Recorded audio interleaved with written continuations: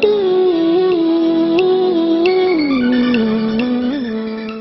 bien-aimés dans le Seigneur, c'est votre humble serviteur Gladys Isha.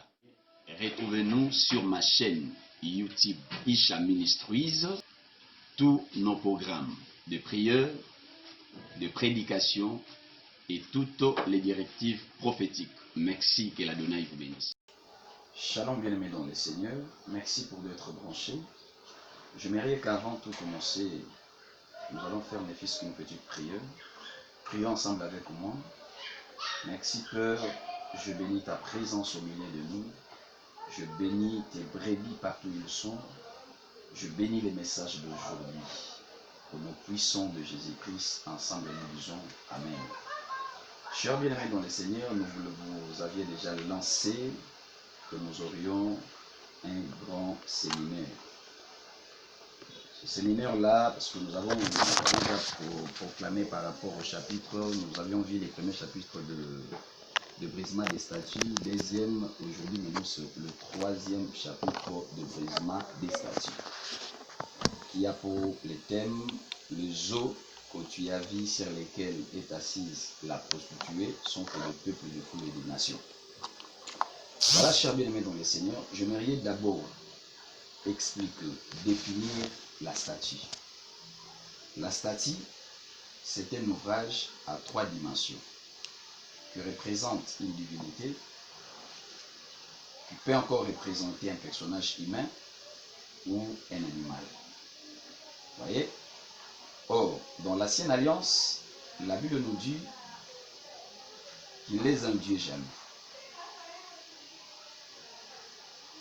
Qu'on ne peut pas le représenter par une image taillée, c'est-à-dire prendre une statue, représenter Dieu.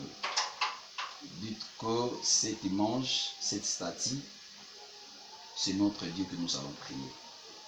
Vous comprenez? Car notre Dieu reste omniscient, omnipotent et omniprésent. Chers bien-aimés dans le Seigneur, à savoir que la Bible dit, derrière tout acte, il y a toujours un esprit, que là derrière accompagner l'acte posé. Vous comprenez? C'est-à-dire, derrière la représentation de la statue, il y a toujours un esprit qui est là derrière. Comme notre Dieu n'est pas représenté par une image taillée, quelque chose comme ça, c'est que vous devez savoir, derrière la statue, il y a toujours une divinité. Et cette divinité est maléfique. Ce n'est pas une divinité de notre Dieu. Voyez? Alors, par rapport à la statue, nous avons 2 sortes de la statue. Nous avons la statue spirituelle et la statue physique. Dans la statue spirituelle, là on parle des esprits. Et dans la statue physique, là nous voyons des personnes normales comme nous. C'est-à-dire des personnes qui marchent, qui font tout ce que nous sommes en train de faire, mais ils sont animés, conduits par un esprit maléfique. Et ces gens-là peuvent être dans nos familles, partout, là où on travaille, partout. Vous comprenez? Alors, par rapport au thème, les eaux que tu as vues sur lesquelles est assise la femme prostituée. Là, nous avons la femme et les eaux. La femme représente que l'image du diable et Satan, et les eaux, comme dit la Bible, ce sont que le foule de peuples et des nations. Bref, les eaux ne représentent que toi qui m'attends. Chers bien-aimés dans le Seigneur, nous devons chercher la face de Dieu, car rien ça ne va pas dans notre vie. Vous comprenez? Tu es conduit, manipulé par des esprits maléfiques. Voilà pourquoi rien ne marche dans ta vie. Voilà pourquoi tout ce que tu fais, voyez, tu n'arrives même pas à la fin de réaliser tes projets. Tu tournes autour d'un point. Tu vis que la vie des rétrogradations dans ta vie. Tu vis dans une vie de siècles viciés. Tu vis dans une vie de rupture des relations. Comprenez? Combien de fois tu as divorcé? Combien de fois on t'a licencié dans les travails? Vous voyez, tu manges toujours comme ça, il n'y a rien dans ta vie. Pourquoi?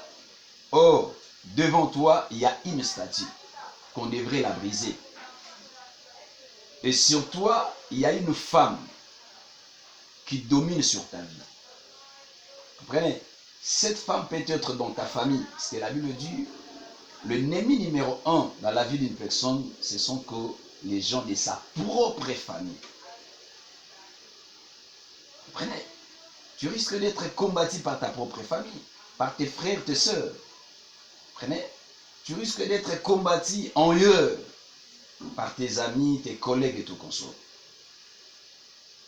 J'aimerais que tu t'élèves là où tu es. Nous allons chercher la face de Dieu.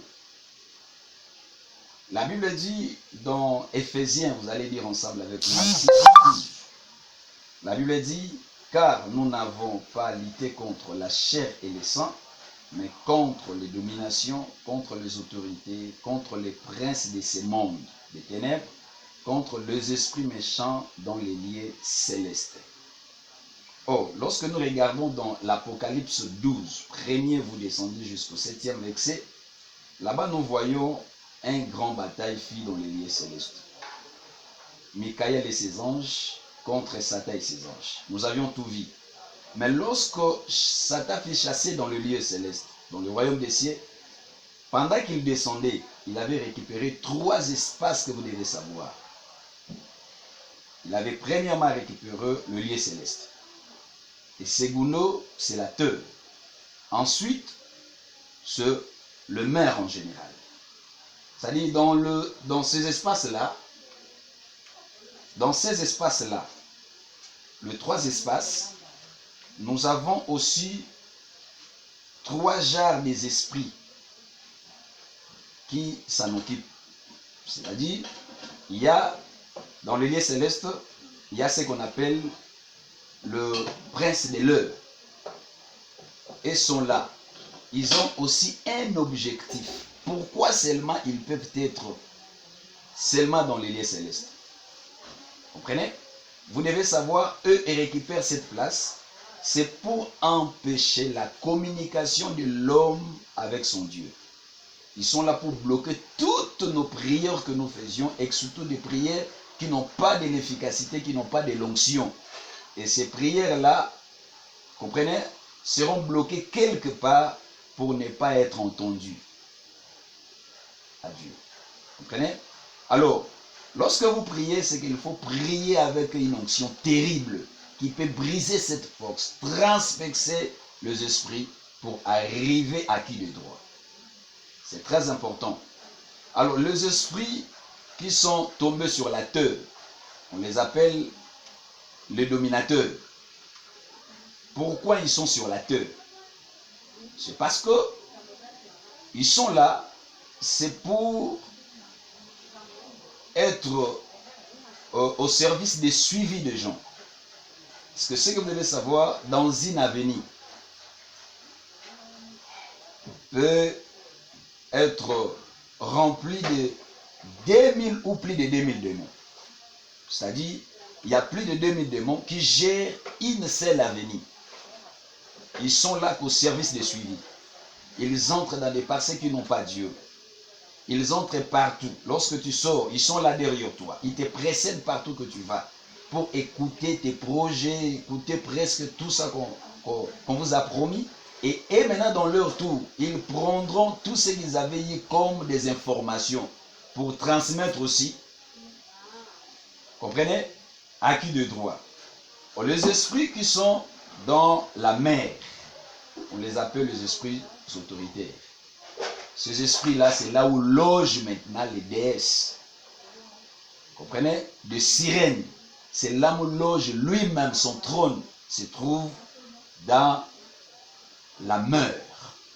Alors, et les principautés, les dominateurs, ces deux derniers apportent leurs informations auprès des autorités pour leur présenter les rapports, tout ce qu'ils ont arrêté, écouter et tout comme ça, ils prennent ces informations pour donner aux autorités. Prenez cher bien de la Seigneur. Donc c'est que partout, nous n'avons pas une place que nous pouvons aller se cacher en dehors de notre Jésus-Christ de Nazareth.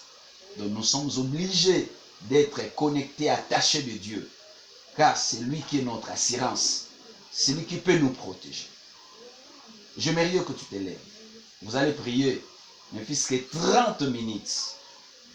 Comprenez? Voici tes sujets de prière.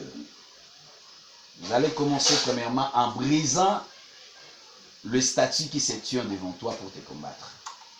Et secondo, vous allez briser la force qui vous domine dans ta vie, qui domine ta famille, qui domine tes projets. Vous allez briser cette force. Ça serait très important pour nous. Merci, chers bien-aimés dans le Seigneur. Merci, que la donnée vous bénisse partout où vous êtes. Merci.